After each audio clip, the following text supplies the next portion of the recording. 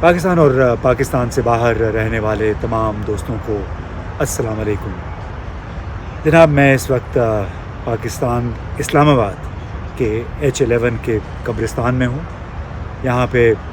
ہمارے دوست عزیز دوست ارشد شریف کو لحد میں اتارا گیا کچھ دیر پہلے. بہت دنیا یہاں آئی اور یہ وہ مقام ہے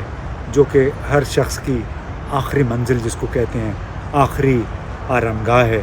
یہاں پہ بہت دور دراز سے لوگ بھی ارشد شریف کو خراج عقیدت پیش کرنے کے لیے آئے اور بہت ہم نے دیکھا آہوں سسکیوں میں ان کو لحد میں اتارا گیا اپنے بچوں کی موجودگی میں, اپنے دوستوں کی موجودگی میں. اب بڑا ایک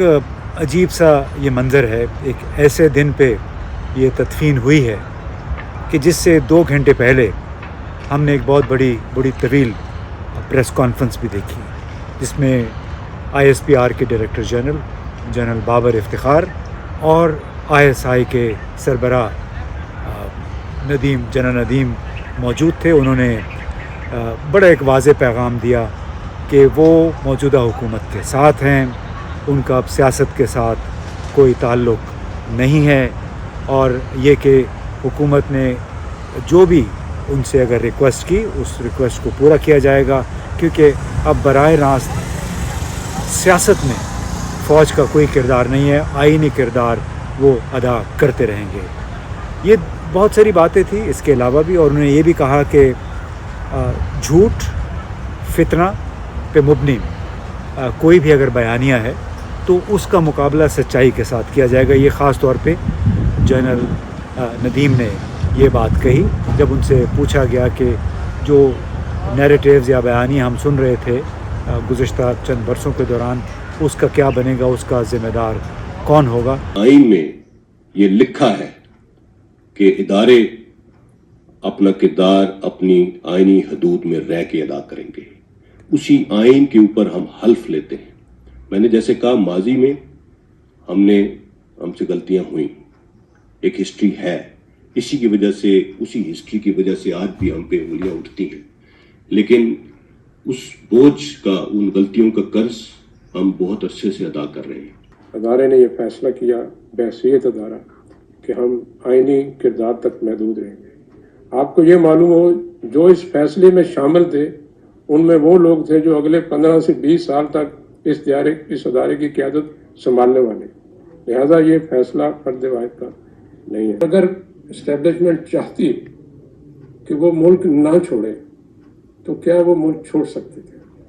کہ اس تفتیش کو مکمل غیر جانبدار اور شفاف ہونا ہے, اور اس میں جس شخص کو میرا خیال میں یہ سمجھتا ہوں کہ انکوائری کمیشن جو بنایا گیا ہے, اسی لیے میں نے کہا کہ ہائیسٹ لیول پہ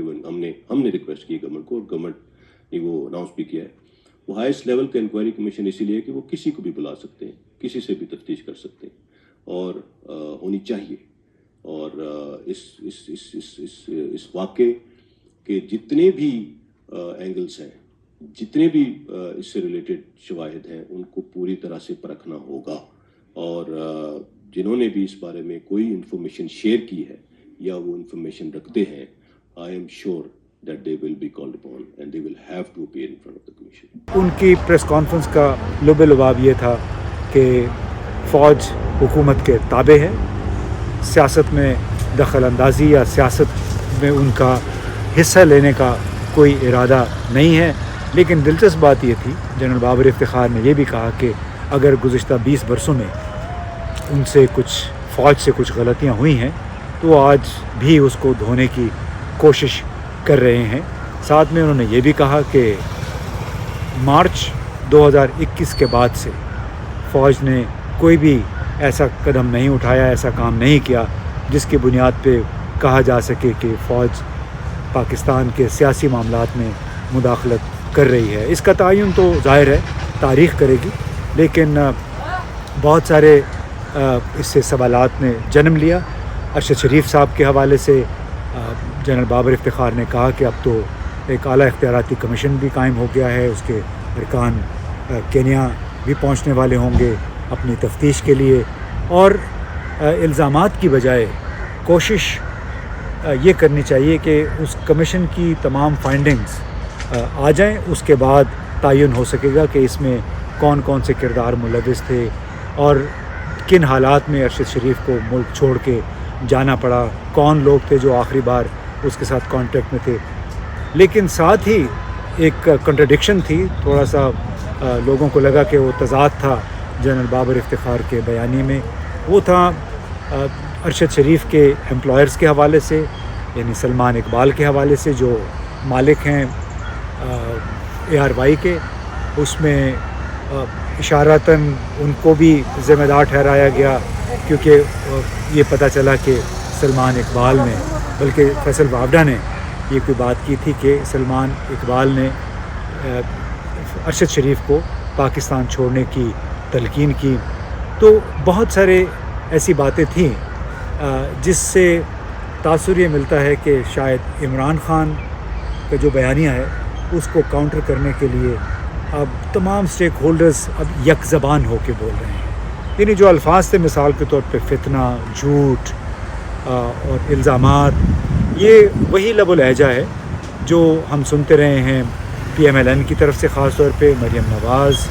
عابد شیر علی، خواجہ آصف، پیپلز پارٹی کے شرجیل میمن صاحب اور دوسرے وزراء ہیں، وہ بھی یہی باتیں کرتے رہے ہیں۔ تو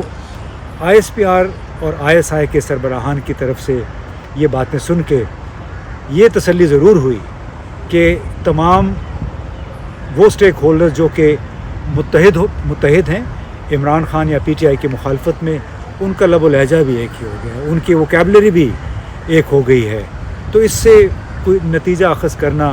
مشکل نہیں ہے کہ بہت سارے لوگ ہیں بھول جاتے ہیں کہ ان کا آخری مقام ایک قبرستان ہے، ایک 2x4 فٹ کی یا 2x6 فٹ کی جگہ ہوتی ہے جس میں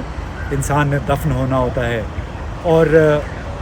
دنیا زندگی بھر لوگ بڑے بلند بانگ دعوے کرتے ہیں، الزامات لگاتے ہیں، جوابی الزامات آتے ہیں، پھر اپنے بیانیے دیتے ہیں، لیکن ایک حقیقت وہ بھول جاتے ہیں کہ آنا تو الٹیمیٹلی ان کو اسی جگہ پہ ہے، لیکن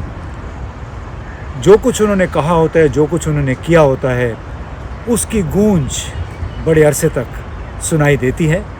بالکل ایسے ہی جیسے مریم نواز کا وہ ری ٹویٹ تھا، یعنی کسی کا ٹویٹ تھا ارشد شریف کے حوالے سے کہ اس اینکر نے بھی بڑے لوگوں کو نقصان پہنچایا، اور مریم نواز نے یہ کہا کہ دل تو نہیں کر رہا لیکن میں یہ ٹویٹ کر رہی ہوں دوسروں کے سبق کے لیے، تاکہ دوسرے اس سے سبق حاصل کر سکیں۔ لوگ یہ بھول جاتے ہیں کہ یہ بات، اور مریم نواز نے وہ اپنا ٹویٹ ڈیلیٹ بھی کر دیا، اس پہ شاید انہوں نے معذرت بھی کی، لیکن جو انہوں نے ٹویٹ کیا ہے وہ میرا خیال ہے کہ سال ہر سال تک لوگوں کے دلوں میں رہے گا، اس مائنڈ سیٹ کی عکاسی کے لیے جو اس وقت پاکستان پہ حکمران ہے۔